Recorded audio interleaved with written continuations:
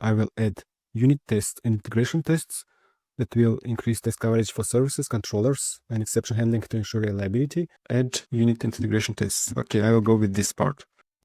So to increase test coverage, add unit tests for your service and exception handler, and integration tests for your controller. Below are examples. Unit test for user service. New Java class test. Let me copy that class. I just need to run it and see if it works. There can be some issues, but let's see. Run. This is just simply a unit test that will verify the service layer. It works, you see? So create user should return the TO. Update user should throw duplication email exception. Get all users should return page. So I see we have this success, this is negative case, and this one paginated result. And okay, and I see this negative case.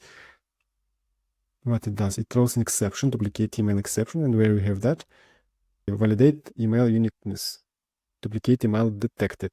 Here's the case where we actually throw an exception. Let me probably debug and show you. I'm debugging. If you see, I went from this place and I went inside service layer, and I have ID 1 and user details. John and johnexample.com, where we set here John example. So we created DTO.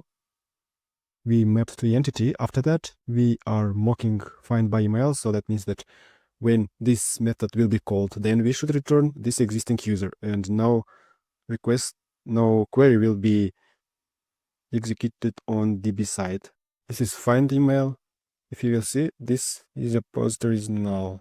When find by email are called, then it will return that mocked data. It throws an exception because user details that you sent user with email that returned from DB, they are matching, and it will throw an exception. That's it.